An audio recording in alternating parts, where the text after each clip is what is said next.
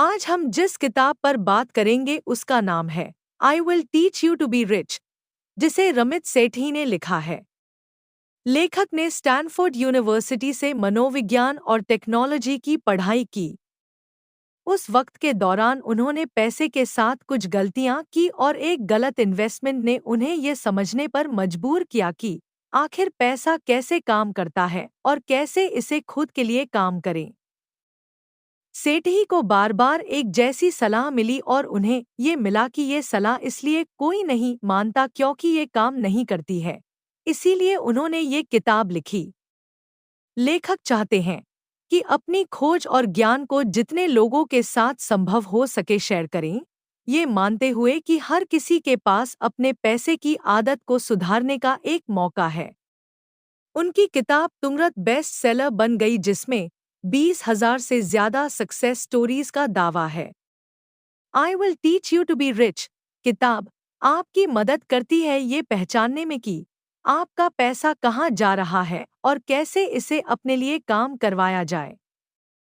ये 6 हफ्ते का प्रोग्राम आपको बताता है कि कैसे एक सिस्टम बनाया जाए जो आपके बिल पेमेंट्स, सेविंग्स और इन्वेस्टमेंट्स को सुधारे, ताकि आपका पैसा हर महीने 1 घंटे से कम वक्त की मेंटेनेंस में सभी सही जगह पर जाए। ये किताब उन लोगों के लिए बेहतर है जो अपने वित्त को अच्छे तरीके से संभालना चाहते हैं। ये सारांश इस किताब के 6 हफ्ते के प्रोग्राम को समझाएगा। पहला हफ्ता आपके क्रेडिट कार्ड को सुधारने पर ध्यान दिया जाएगा। दूसरा हफ्ता में बैंकों को जीतना है देखेंगे। तीसरा सप्ताह में निवेश कवर की जाएगी और चौथा सप्ताह में ध्यान से खर्च करने पर बात की जाएगी। पांचवां सप्ताह में बचत पर ध्यान केंद्रित होगा और छठवां में झूठ और विचार को चर्चा की जाएगी कि निवेश सबके लिए है, ना कि सिर्फ अमीरों के लिए। और आखिर में हम एक छोटा डिस्कशन करेंगे कि आपकी नई मनी हैबिट्स को मेंटेन करना कितना आसान है। तो चलो फिर इन्हें डिटेल में समझते हैं। 1. Credit card. पैसों के सफर में आपको जो पहला कदम लेने की जरूरत है वो है अच्छा क्रेडिट बनाना। पर्सनल क्रेडिट आपके क्रेडिट रिपोर्ट और क्रेडिट स्कोर को ध्यान में रख सकता है। ज्यादा वयस्कों के पास 1 या 2 क्रेडिट कार्ड होते हैं, पर ज्यादा लोगों को ये पता ही नहीं होता है कि उनको कैसे इस्तेमाल करना है। अगर ठीक से इस्तेमाल किया जाए तो क्रेडिट कार्ड लंबा वक्त हो सकता है, आपके हजारों पैसे बच सकते हैं। क्रेडिट रिपोर्ट आपका क्रेडिट इतिहास, कोई वर्तमान और हाल के लेनदेन या आपका कोई खाता जो आपके पास हो, उसकी जानकारी होती है। ये जानकारी लेंडर्स यानी कि जो कर्ज देते हैं, उनको दी जाती है जब आप किसी लोन के लिए अप्लाई करते हैं। क्रेडिट स्कोर थोड़ा अलग है। आपको 300 और 850 के बीच में एक नंबर दिया जाता है। ये नंबर लेंडर को ये समझने के लिए इस्तेमाल होता है कि जब उधार देने की बात आएगी तो आपके रिस्क फैक्टर क्या है। अगर आपका क्रेडिट स्कोर ज्यादा है तो आपको कम खतरों की तरह देखा जाता है और कम क्रेडिट स्कोर ज्यादा जोखिम को दिखाता है। भविष्य में खरीदारी जाने वाली चीज, जिसमें घर और लोन शामिल है, के लिए क्रेडिट स्कोर ज्यादा होना बहुत जरूरी है। आपके क्रेडिट स्कोर और क्रेडिट रिपोर्ट के आधार पर कर्जदाता और बैंक ये फैसला करेंगे कि वो आपको पैसा उधार देंगे या नहीं। अगर क्रेडिट कार्ड ठीक से इस्तेमाल हो तो वो बहुत फायदेमंद हो सकता है। आपको अपने बिल पूरी और समय पर होनी चाहिए। इन पेमेंट्स को कभी लेट न करें, वरना आपको इंटरेस्ट का सामना करना पड़ेगा। जब ऐसा होता है तो असल में क्रेडिट कार्ड आपको वो पैसा देता है जो आपके पास नहीं है, और रुचि देने से आप किसी भी कीमत पर बचना चाहते हैं। अगर आप क्रेडिट कार्ड से कुछ खरीदते हैं और आखिरी में इंटरेस्ट पे करते हैं, तो असल में आप उसकी कीमत से ज्यादा पे कर रहे हैं। अच्छा क्रेडिट बनाना अमीर बनने का पहला कदम है। Week 1 top tips. बताई गई टिप्स के इस्तेमाल से आप क्रेडिट स्कोर को अच्छा कर सकते हैं और आम गलतियां करने से बच सकते हैं। अपने क्रेडिट स्कोर और रिपोर्ट की रिक्वेस्ट करें। समझने की सारे नंबर का आपके क्रेडिट के लिए क्या मतलब है। अगर आपके पास पहले से ही क्रेडिट कार्ड है तो बैंक से चेक करें कि क्या ये नो फी कार्ड है। अगर नहीं तो इसकी रिक्वेस्ट करें। और अगर आपके पास क्रेडिट कार्ड नहीं है तो लीजिए और सभी फीस को माफ करने की रिक्वेस्ट करें। स्वचालित भुगतान को सेट करें ताकि कभी ये मिस ना हो और हमेशा पूरी पे होती रहे। ध्यान रहे कि ये हर महीने होता रहे।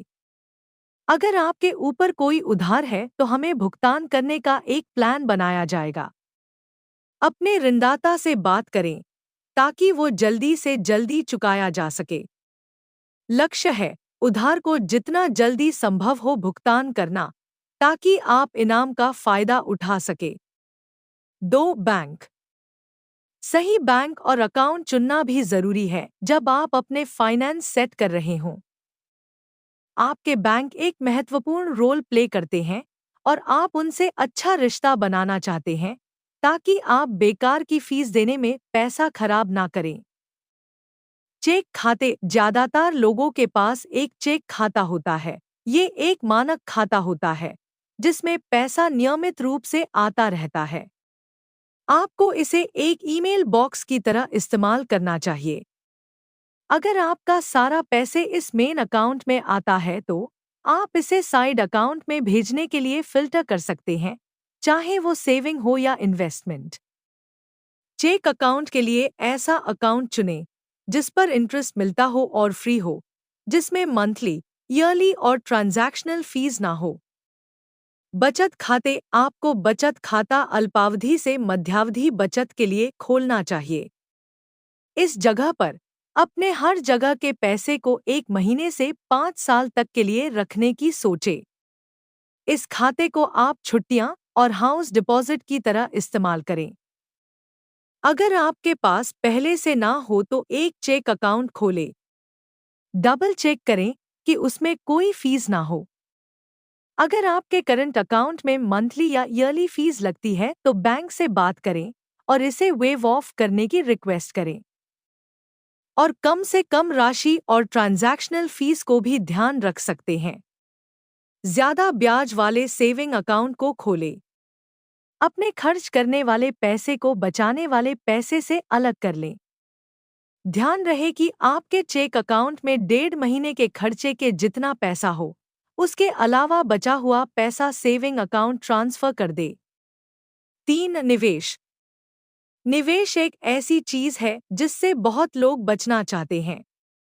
आपको इसे समझना चाहिए ताकि आप निवेश करने के लिए कॉन्फिडेंट महसूस करें। वैश्विक वित्तीय संकट के बाद बहुत से लोगों ने निवेश करना बंद कर दिया है, लेकिन ऐसे ही वक्त में निवेश करना समझदारी होती है। निवेश प्रक्रिया को शुरू करने के लिए 5 सरल कदम। 1. उस इन्वेस्टमेंट से बेहतर कुछ नहीं हो सकता है जहां आपको एक 100% रिटर्न मिलता है और ये हर पे चेक पर होता है। इसे अपनी तरफ से लगभग कुछ भी नहीं होता है सिवाय सिर्फ शुरुआत सेटअप के। 2. अपना क्रेडिट कार्ड कर्ज चुकाएं। एक बार ये हो जाए, आपके पास निवेश करने के लिए ज्यादा पैसा होगा। इसको पे करने का प्लान बनाने के लिए वक्त ले।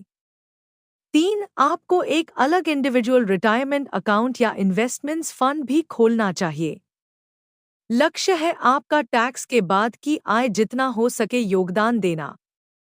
4. अगर कोई पैसा बचाता है तो इसे अपने बचत खाते में डाल सकते हैं। 5. जब ये 4 स्टेप पूरे हो जाए तो आपके पास कुछ पैसा होगा जिसका आप इस्तेमाल कर सकते हैं। एक नॉन रिटायरमेंट फंड के बारे में सोचें जिसमें आपका बिजनेस शुरू करने के लिए पैसा हो। 4. सचेत खर्च।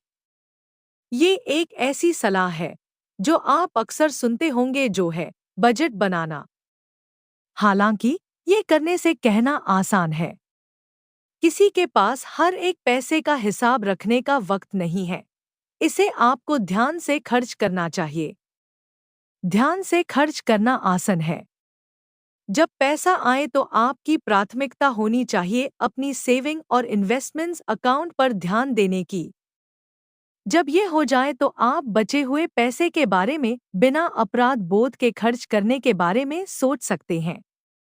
पैसे को हैंडल करने का सबसे अच्छा तरीका है ये फैसला करना है कि आप अपना पैसा कहाँ खर्च करना चाहते हैं। आपको एक मितव्ययी तरीका अपनाना चाहिए, ना कि एक सस्ता तरीका। मितव्ययिता को हर चीज पसंद किया जाता है क्योंकि आप अपने ज्यादा से ज्यादा खरीदारी पर पैसा बचा सकते हैं और आप कुछ जगह पर ज्यादा पैसा खर्च कर सकते हैं। अपनी प्राथमिकताओं को पहचानें।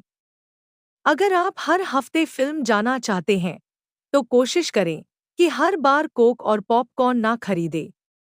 ये फैसला आप पर है कि कहाँ आप बलिदान करना चाहते हैं, कहाँ नहीं।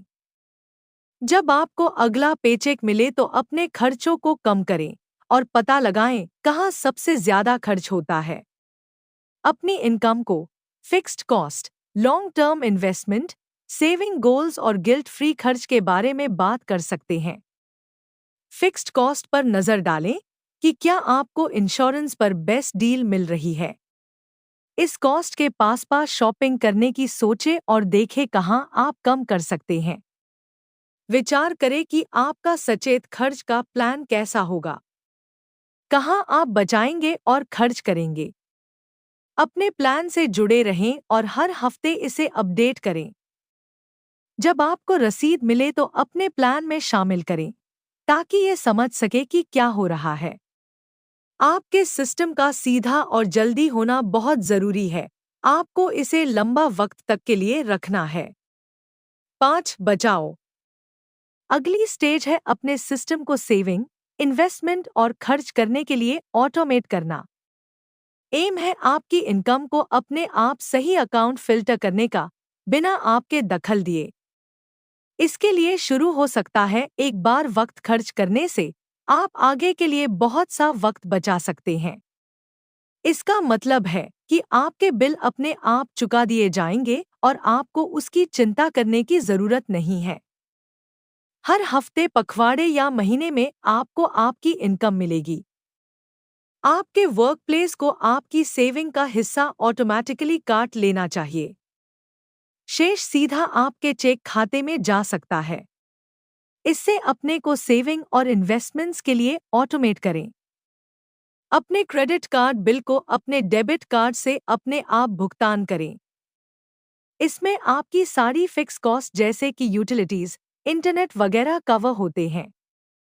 जो भी बचे उसे बिना अपराध बोध के खर्च किया जा सकता है। सप्ताह 5 शीर्ष युक्तियाँ। आपको अपने सभी खातों को लिंक करना चाहिए। आपकी सारी लॉगिन जानकारी एक जगह होनी चाहिए। चेतावनी, आप अलग अलग लॉगिन और यूजरनेम के लिए समय बर्बाद करेंगे। अपने स्वचालित धन प्रवाह के लिए समय खर्च करें। एक बार जब सारे अकाउंट लिंक होंगे तो ये आसान होगा। हर एक अकाउंट के लिए इंडिविजुअल ऑटोमैटिक पेमेंट सेटअप करें। 6. वित्तीय विशेषज्ञता मिथ। बहुत से लोग फाइनेंस इंडस्ट्री, वित्तीय सलाहकार और फंड मैनेजर से घबराते हैं, जबकि ज्यादा लोग अपना निवेश खुद करने के लायक होते हैं। आपको अपनी इन्वेस्टमेंट्स के लिए लोगों को भुगतान करने की जरूरत नहीं है। फंड मैनेजर जादूगर नहीं है और वो पता नहीं लगा सकते हैं कि बाजार क्या करने वाला है। फंड मैनेजर का 75% निवेश हो सकता है फेल होता है। म्यूचुअल फंड में अक्सर एक फीस चार्ज होती है जो बेकार की होती है और फंड मैनेजर को भुगतान होती है। इंडेक्स फंड कम फीस के साथ ज्यादा अच्छे नतीजे दे सकते हैं। इसीलिए पंडितों के अनुमान को अवलोकन कीजिए। पिछले 1-2 सालों के फंड के परफॉर्मेंस को भी इग्नोर करें। शॉर्ट टर्म में एक फंड मैनेजर अच्छा परफॉर्म कर सकता है, पर ये लॉन्ग टर्म में कभी मार्केट को हरा नहीं सकते। ये फीस, खर्च और मैथमेटिकल प्रोबेबिलिटी पर आधारित होता है, जो स्टॉक्स चुनते वक्त सामने आते हैं। क्या इन्वेस्टमेंट सिर्फ अमीर लोगों के लिए है? हर कोई निवेश करने के लायक है। ये सिर्फ अमीरों के लिए नहीं है। एक सीधा और कम रखवाला वाला निवेश पोर्टफोलियो होना संभव है। जब इन्वेस्टमेंट्स की बात आती है तो आपको विविध होना चाहिए। आपको न सिर्फ अलग स्टॉक्स खरीदने चाहिए, बल्कि अलग एसेट्स, स्टॉक्स और बॉन्ड्स के बारे में भी सोचना चाहिए। जब आप जवान होते हैं, तब निवेश के लिए थोड़ा जोखिम लें। उस वक्त हो सकने वाले नुकसान से उत्थान आसान होता है। जैसे जैसे आप बड़े होते हैं, आप ज्यादा रूढ़िवादी होते जाते हैं और कम जोखिम लेते हैं। आपको इन्वेस्टमेंट्स कहाँ करना चाहिए? इंडेक्स फंड एक अच्छा ऑप्शन है। ये म्यूचुअल फंड से कम मांगते हैं। हालांकि इसमें ये कमी है कि आपको कुछ अलग अलग फंड करना होगा में निवेश कर सकते हैं। इसमें म्यूचुअल फंड के मुकाबले आपका थोड़ा ज्यादा समय और शोध करेंगे। मल्टीपल फंड्स का मतलब है आपको रेगुलर अपने फंड्स को रिबैलेंस करते रहना पड़ेगा, लगभग हर साल। ये एक मेहनत का काम है जिसमें आपको अपने पैसे को अलग अलग इन्वेस्टमेंट में अपनी टारगेट एसेट के लिए फिर से बांटना पड़ेगा। एक और लो कॉस्ट ऑप्शन है जो है लाइफ साइकिल फंड। ये आपकी उम्र को ध्यान रख सकते हैं और आपके निवेश को स्वचालित रूप से विविध करते हैं। लाइफ साइकिल फंड असल में फंड ऑफ फंड होते हैं। उदाहरण के लिए, एक life cycle fund large cap, mid cap, small cap और इंटरनेशनल फंड हो सकते हैं। दूसरे शब्द हो सकते हैं, आपका लाइफ साइकिल बहुत से फंड खुद करता है, जो स्टॉक और बॉन्ड खुद करते हैं। शुरू करने से पहले आपको अपना निवेश करने का तरीका तय करना जरूरी है। ध्यान रहे, लाइफ साइकिल फंड सिंपल होते हैं और आपको बहुत कम इनपुट देना होता है, पर आपका कंट्रोल कम होता है। वरना इंडेक्स फंड एक अच्छा ऑप्शन है अगर आप अपने पोर्टफोलियो को खुद डाइवर्सिफाइंग करने के लिए कॉन्फिडेंट है। अपनी इन्वेस्टमेंट्स को जांच करने में वक्त लगेगा। अच्छे से रिसर्च करें और समझें कि आप किसमें निवेश कर रहे हैं। तय करने के बाद अपने चुने हुए फंड्स को खरीदें। अगर आपके पास अभी निवेश करने के लिए पैसा नहीं है, तो अपने निवेश खाते के लिए एक बचत लक्ष्य बनाएं। जैसे ही आप अपना लक्ष्य हासिल करेंगे, आप खरीद सकते हैं। साथ यहाँ से कहा, जब आपके सारे अकाउंट ऑर्डर में होते हैं और इन्वेस्टमेंट कंट्रोल में होता है तो अपना सिस्टम मेंटेन करना आसान होता है। अपने सचेत व्यय योजना पर ध्यान दें और किसी भी अतिरिक्त पैसे को बचाएं जो बचत और निवेश को बता सके। आपको अपने इन्वेस्टमेंट्स अकाउंट को रोज लॉगिन नहीं करना है, इसे सिर्फ फालतू का स्ट्रेस होगा। आपने ऑटोमेटिक सिस्टम किसी कारण से बनाया है। महीने में एक बार चेक करें और वक्त के साथ पैसा बढ़ने का इंतजार करें। अपने निवेश को बहुत जल्दी बचने से सावधान रहें। अपने 20s और 30s में अपनी इन्वेस्टमेंट्स को बचाने के सिर्फ 3 कारण हैं। आपको पैसा किसी इमरजेंसी के लिए चाहिए, आपने कोई खराब इन्वेस्टमेंट की है जो मार्केट में बहुत खराब परफॉर्म कर रही है, या आपने अपना इन्वेस्टमेंट का गोल पा लिया है। 8 महत्वपूर्ण सीखें। 1 क्रेडिट कार्ड को ठीक से इस्तेमाल करना सीखें। 2 बिल भुगतान कभी मिस ना करें, आप ब्याज भुगतान नहीं करना चाहेंगे। 3 बिल भुगतान को स्वचालित करें ताकि आपको चिंता न करनी पड़े। 4 अपने बैंक से नो फीस अकाउंट की रिक्वेस्ट करें। 5 एक उच्च ब्याज बचत खाता और मानक चेक खाता खोलें। 6 अपने चेक अकाउंट 1-1.5 महीने के खर्चे लायक पैसा हो, बाकी सारा सेविंग अकाउंट में डाल सकते हैं। 7 अपने सारे उधार चुकाएं। 8 एक अलग सेवानिवृत्ति खाता या निवेश कोष भी खोलें। 9 शुरू करने से पहले अपना निवेश शैली चुनें। 10 अच्छे से रिसर्च करें और समझें कि आप कहां निवेश कर रहे हैं। और भी ऐसी ऑडियो बुक के लिए हमारे चैनल को लाइक, कमेंट, शेयर और सब्सक्राइब जरूर करें। धन्यवाद।